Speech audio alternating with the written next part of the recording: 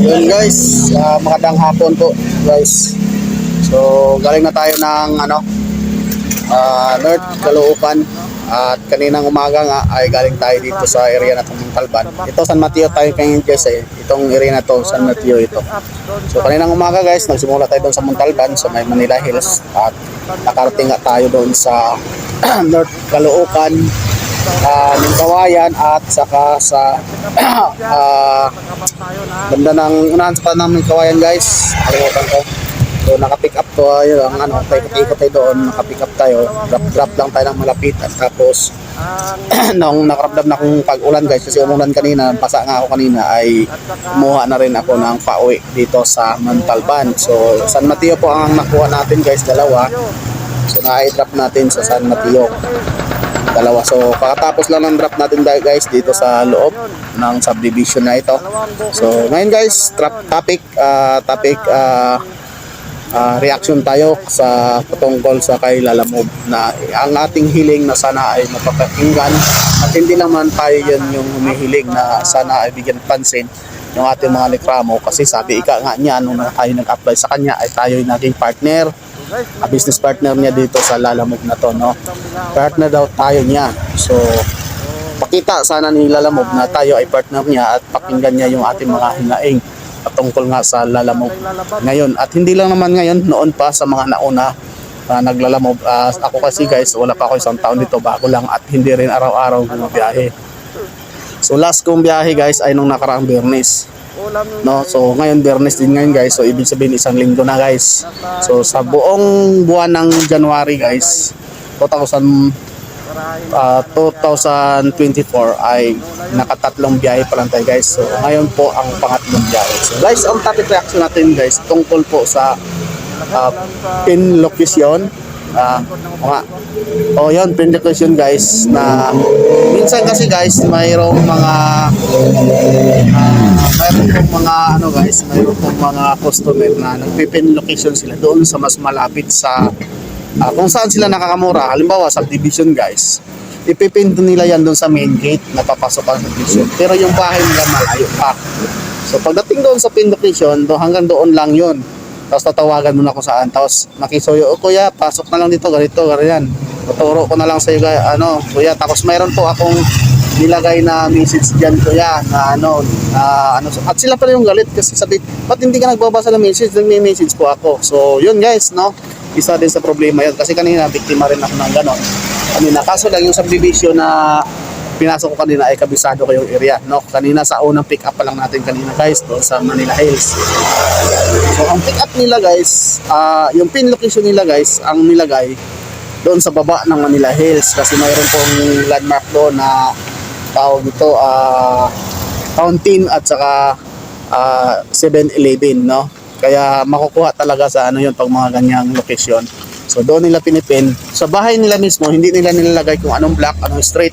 So pagdating doon pagtawag mo, i-guide ka na lang. So malayo-layo pa guys yun. Magagastos ka pa ng gas. So yun po sana yung mabigyan ng solusyon no, sa ay Lalamove. So kasi pag nakikiusap ka, ma'am baka pwede dagdagan. Hindi kuya, wala nang marami ng dahilan, di ba? Hanggang dyan lang kasi yung pira ko kuya, ganito. So maraming dahilan, no? So yung iba-ibang dahilan naman, no? May iba-iba rin nakaranas kung anong mga dahilan po ng iba. So doon po tayo guys sa doon sa pin location na yon. Yun nga po ang sana ay pabigyan pansin ni Lalamove. Then ito pa guys, yung tungkol sa abono. Sa abono naman guys, ako talaga isang beses lang ako kumuha ng abono. Then mababa lang. Then sinusureball ko na doon ko sa bahay pinipick up. Pero kung meet up lang excuse me, pag meet up lang guys, hindi po ako nagtitiwala noon pag meet up lang. So kailangan doon ko sa bahay na. Pero maraming nabibiktima pa rin guys sa patungkol niyan, kasi inaasam nga nila na makabiyahe na sila, kumita, kasi may dagdag pa. So pagdating doon sa wala nang re-receive, tapos wala na talaga matatawagan. So kaya na-scam sila. So yun sana ang maalis din sa isa Lalamove, kasi pwede naman GCash nila kung sakaling legit sila talaga na order, ay pwede na through GCash na lang sila, di ba? Halimbawa pag pin mo, pag pick up mo, picturean mo, tapos isi-send mo ngayon yun. Tapos pwede na sila magbabayaran, no guys, para legit po ang transaction nila sa pagpa-deliver ng Lalamove. So ito, at ang isa pa rin guys, patungkol din po dito sa ano, sistema ni Lalamove, yung tawag dito, mula na tayo sa pin location, no, at saka yung sa ano, sa abono. Din patungkol dun sa credit guys, no, mga idol. Tungkol dun sa credit, kasi kay Lalamove kasi may credit doon nakalagay na ano So pag hindi mo kasi mapansin yung guys, kasi makikita mo kasi halimbawa nasa Metro Manila, kasunod-sunod na po yung ano. So pag makita mo kasi doon guys na parang gusto mo yung kunin kasi malapit sa 1 kilometer lang, tapos gusto mo pa pauwi ka na, tapos nakuha mo na, pauwi na rin yung nakita mo. Pag swipe mo ganun guys, hindi mo na mapansin na credit po yun guys. Paano kung kailangan mo pala ng pera guys, no? Kailangan mo ng pera sa ano, baka pwede naman yung guys, i-transfer ka agad sa GCash dahil i-withdraw mo, pwede yun. Pero di ba mas hassle pa yung guys ng ganon? Halimbawa kung wala ka ng load, hindi mo pa transfer ka agad yan. Kung halimbawa nasiraan ka, o sa mga ano naman, walang GCash na bayad doon sa vulcanizing, o wala kang ano. So kung katulad sa akin guys, gusto ko talaga yung as talaga, kasi pagdating sa emergencyhan, hindi naman lahat kasi gas station ay mayroong GCash, no, na magbayad ka sa GCash. At saka tulad din sa akin sa GCash ko, ang GCash ko kasi nagkakaproblema. Pag pinapasukan mo ng pera, unti-unti siya kinakain. Hindi ko alam guys kung anong naging problema sa GCash ko, hindi ko inaayos kasi total di ko naman nilalaman. At saka hindi rin ako kumukuha sa credit ni Lalamove pag mayroong pumapasok sa akin na okay. So, at ito pa isa guys, tungkol po sa mababa.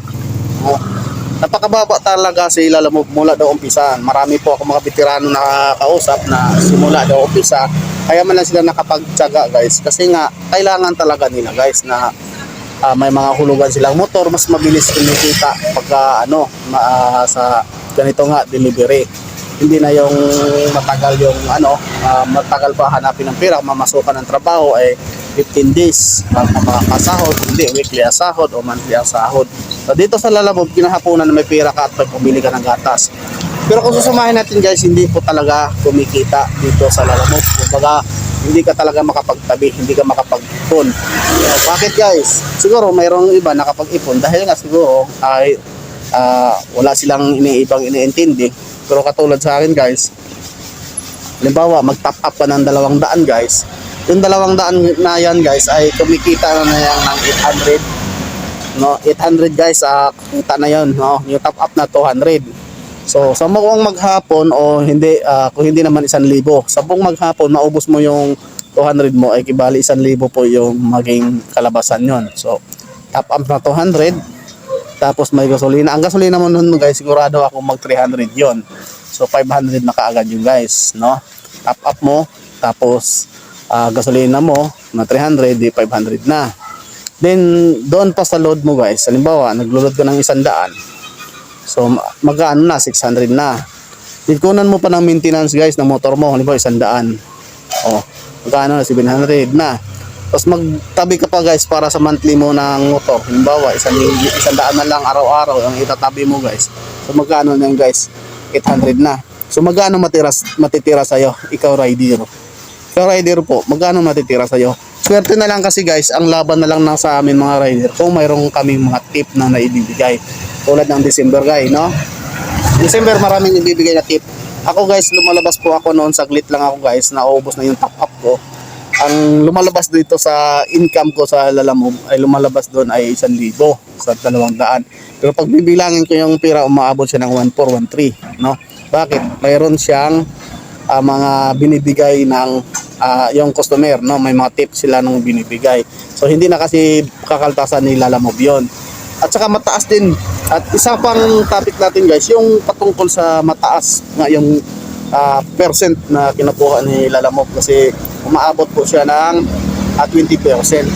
Sa 100 po guys na yung mula dito hanggang Montalban, mula dito sa Mateo, kasi San Mateo ako ngayon guys. So mula dito sa Mateo hanggang Valenzuela, 100. Sa kay Lalamove doon guys ay 20 pesos. So sa'yo, ang mapunta sa'yo ay 80 lang. So imagine sa 80 guys, mula dito at saka doon, napakalayo nun guys, no? walang lalaban po talaga halos ng online. Kaso lang, nag-aabang kami ng pangalawang booking. Pag may pangalawang booking, swerte yun. Pero babawasan pa rin nila lamove yun. Yung maging doble naman yun guys. Pero hindi ka pa rin masasabi mo, kikita ka pa rin doon guys. Kasi hindi naman parehas ang pin location nun. Lalayo at lalayo pa rin yun kahit nakikasabay ka. So kaya at kaya ng gas pa rin yun. Pag i-drop off mo, tatanggapin mo yung cash, sila lamove nun, may commission din guys. So, sa madaling salita, talagang isang tuka lang ang kalabasan pagka maglalamove na guys. Liban lang kung si lalamove ay welcome siya sa mga drop off na maramihan o pick up, no? Halimbawa, tulad daw dati, umaabot daw 4, 5 ang pinipick up. Yung iba guys, dito guys sa lalamove, ang ginagawa na para makapag-4 o 3 sila ng booking na dala sa isang way, ang ginagawa nila, dinadrop na kaagad kahit hindi pa drop off dapat. Pero isa po ang problema dahil sinususpindi nila lamove yung mga ganyan na pag may magreklamo ganyan. Pero sa totoo lang din sa mga rider na katulad ko, bawal din po talaga yun kasi hindi na monitor ng customer yun. Parang scammer na ang labas natin doon bilang rider, no? Scammer na ang labas natin kasi hindi na tayo monitor ng customer natin kung nasaan tayo kasi dinadrop off muna. Pero dahil nga sa pangangailangan, ganun ang ginagawa nila. Pero para sana legit po sana, papakinggan po sana kami ni Lalamove na ang gagawin po sana, ibalik po sana hanggang 4. No, hanggang 4 ang pwedeng pick upin ng isang rider sa isang way, no, isang biyahean hanggang 4. Kasi kung hanggang 2 lang, never kaming titigil sa ganito.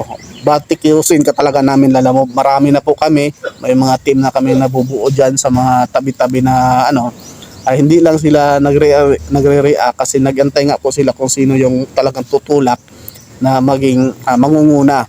Pero marami na kaming naipon na may mga hinaing patungkol din sa iyo Lalamove. So guys, hanggang dito lang muna at sa sunod by topic reaction po tayo ulit patungkol kay Lalamove. Abangan niyo po sa aking Facebook po, ito sa personal account po. So maraming salamat po guys. Thank you. Peace off.